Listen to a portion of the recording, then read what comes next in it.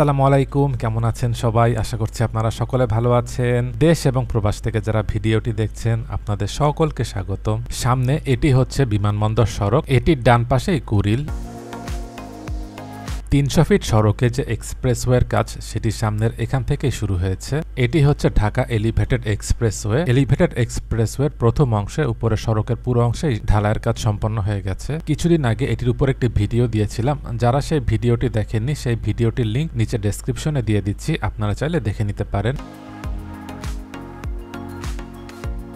এক্সপ্রেসওয়ের কাজটি এখান থেকে শুরু হয়ে কাঞ্চন ব্রিজের দিকে গিয়ে শেষ হয়েছে। আজকে এখান থেকে কাঞ্চন ব্রিজের দিক পর্যন্ত গিয়ে এখানে পুরো অংশে বর্তমানে কি অবস্থায় রয়েছে সেটি দেখাবো। ভিডিওটি প্রথম থেকে শেষ পর্যন্ত দেখবেন, আশা করছি আপনাদের ভালো লাগবে। পূর্বাচল এক্সপ্রেসওয়েটি যেদিক থেকে শুরু হয়েছে এবার এদিকে এসে দেখতে পাচ্ছি এখানে ডিভাইডার অংশে যেসব গাছ লাগানো হয়েছিল সেখানে ফুল ফুটেছে। ডিভাইডার অংশে দেখতে পাচ্ছি বিভিন্ন জাতের গাছ লাগানো হয়েছে। গাছগুলোর সামনে দেখা যাচ্ছে নামও দেয়া হয়েছে।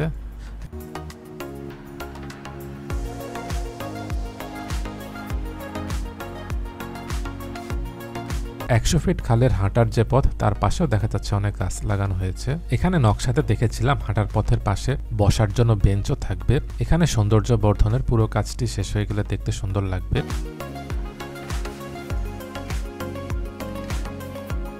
খালের দুপাশে হাঁটার পথের অংশে যেন ডাস্টবিন রাখা হয়। আমরা যখন এখানে ঘুরতে আসবো এবং হাঁটবো প্লাস্টিকের বোতল, চিপসের প্যাকেট এগুলো যেন না ফেলি, আর সব জায়গাতেই যেন ডাস্টবিন রাখা হয়, না হলে এই জায়গাগুলো ময়লা হয়ে যাবে।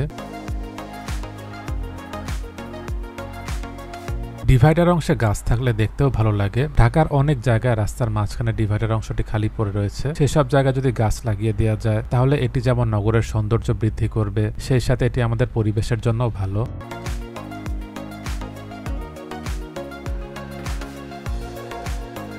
সামনে ডান দিকের অংশটি চলে গেল বসুন্ধরা আবাসিক এলাকার দিকে। এখানে বাম দিকের এই অংশটিতেই হবে বাস স্টপেজ। সড়কটির দুপাশে দেখা যাচ্ছে ল্যাম্পপোস্টও বসানো হয়েছে। সামনের দিকে একটি ফুটওভার ব্রিজ করা হয়েছে।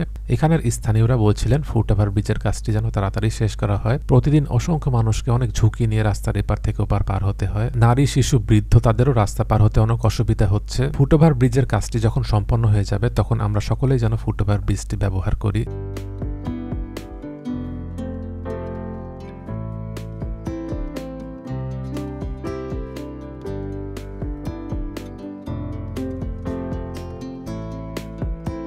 সড়কের এই দুটো অংশ হচ্ছে এক্সপ্রেসওয়ে। এই অংশ দিয়ে সরাসরি ইউটার্ন নেওয়া যাবে না। ইউটার্ন নেওয়ার জন্য বামে এবং ডানে যে সার্ভিস লেন রয়েছে সেই দিকে চলে যেতে হবে। সেখান থেকে আরেকটু সামনের দিকে গিয়ে সেখানে যে ইন্টারসেকশন রয়েছে সেখান থেকে ইউটার্ন নিয়ে তারপর রাস্তার অপর প্রান্তে আসতে হবে।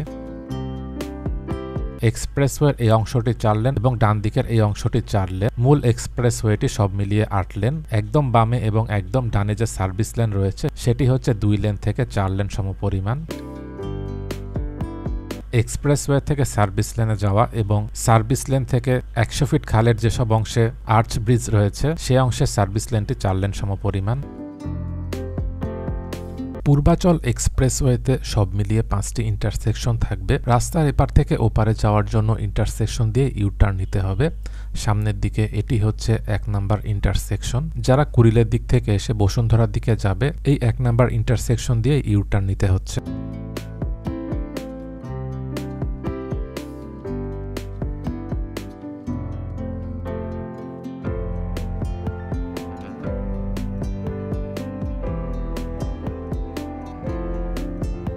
এক নাম্বার ইন্টারসেকশনের এদিকেও দেখা যাচ্ছে ল্যাম্পপোস্ট বসে গেছে। এখানে গোল চত্বরের নিচের অংশ দিয়েই যানবাহনগুলো নিরবিচ্ছিন্নভাবে চলাচল করবে। সেই অংশে কোনো ইউটার্ন নেই। যারা ইউটার্ন নিবে তখন হচ্ছে এসব ইন্টারসেকশন দিয়েই ইউটার্ন নিতে হবে।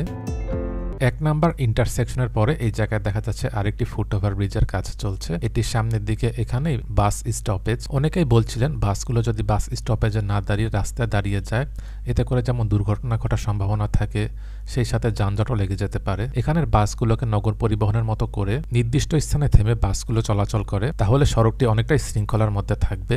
১ নাম্বার ইন্টারসেকশনের পরে সামনের দিকে এটি হচ্ছে ২ নাম্বার ইন্টারসেকশন। ১ নাম্বার এবং ২ নাম্বার ইন্টারসেকশনটি দেখা যাচ্ছে কাছাকাছি। ২ নাম্বার এই ইন্টারসেকশনটা দিয়েও বর্তমানে ইউটার্ন নেওয়া যাচ্ছে।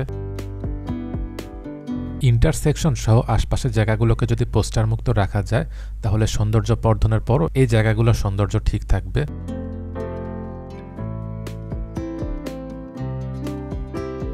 2 নাম্বার ইন্টারসেকশনটি পার হয়ে এবার একটু সামনের দিকে চলে আসলাম। এখান দিয়েও মেট্রো রেল যাবে, যেটি হচ্ছে এমআরটি লাইন 1। এমআরটি লাইন 1টি হচ্ছে বিমানবন্দরের কাওলার দিক থেকে শুরু হয়ে কুড়িল রামপুরা হয়ে যেটি কমলাপুরের দিকে যাবে সেই অংশটি হবে পাতাল রেল, মাটির নিচ দিয়ে যাবে। আর কুড়িলের দিক থেকে পূর্বাচলের শেষ প্রান্ত দিক পর্যন্ত এই অংশটি এলিভেটেড, মানে মেট্রো রেলটি উপর দিক দিয়ে যাবে, যেমনটি এমআরটি লাইন 6 যেটি উত্তরা থেকে মতিঝিল হয়ে কমলাপুর পর্যন্ত যাবে।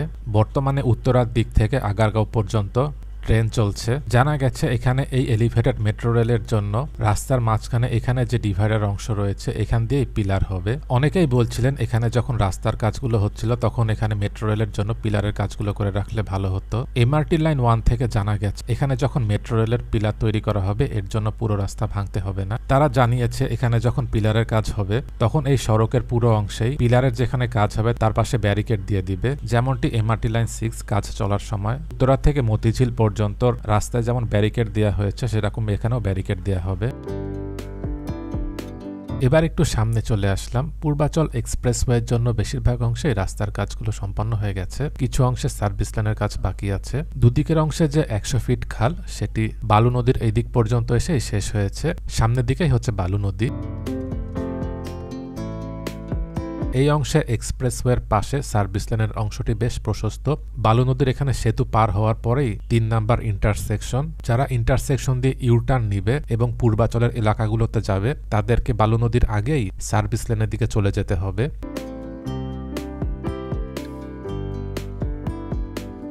এক্সপ্রেসওয়ে থেকে রাস্তার এপার থেকে ওপারে যাওয়ার জন্য এখান থেকে সামনের দিকে ইন্টারসেকশনে যেতে হবে। এছাড়াও একদম বাম দিকের অংশে এবং একদম ডান দিকের অংশে দেখা যাচ্ছে আরেকটি লেন, যে অংশ দিয়ে পূর্বাচলের অন্যান্য সেক্টরগুলোতেও যাওয়া যায়।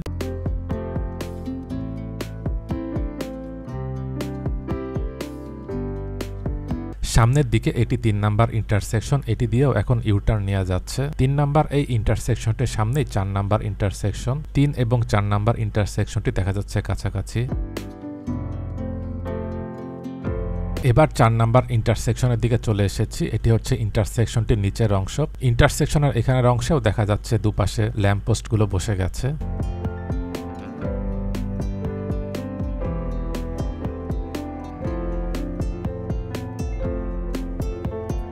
এবার চলে এসেছি 5 নাম্বার ইন্টারসেকশনের দিকে। এখানে ইন্টারসেকশনের দুপাশের এই অংশে দেখা যাচ্ছে সড়কে পিচ ঢালার কাজটি বাকি আছে।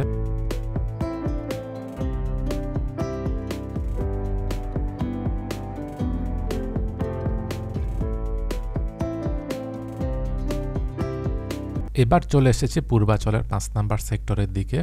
সামনের এই জায়গাটিতে একটি আন্ডারপাস, এখানেও রাস্তার মাঝখানে ডিভাইডার অংশে দেখা যাচ্ছে গাছ লাগানো হয়েছে।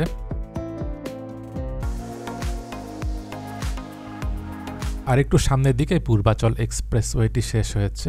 এই এক্সপ্রেসওয়েটির শেষ প্রান্তেও দেখা যাচ্ছে সড়কের দুপাশের অংশ ল্যাম্পপোস্টগুলো বসানো হয়েছে।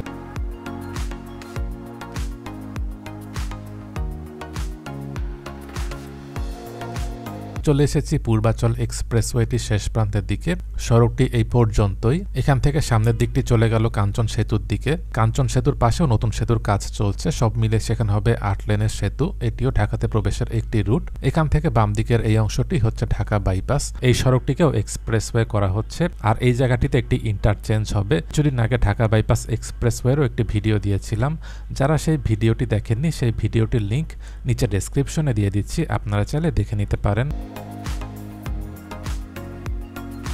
ভিডিওটি কেমন লাগলো কমেন্ট করে জানাবেন। ভালো লেগে থাকলে লাইক এবং শেয়ার করে অন্যদেরকেও দেখার সুযোগ করে দেবেন। দেশ এবং প্রবাস থেকে এতক্ষণ ধরে যারা ভিডিওটি দেখলেন আপনাদের সকলকে অসংখ্য ধন্যবাদ।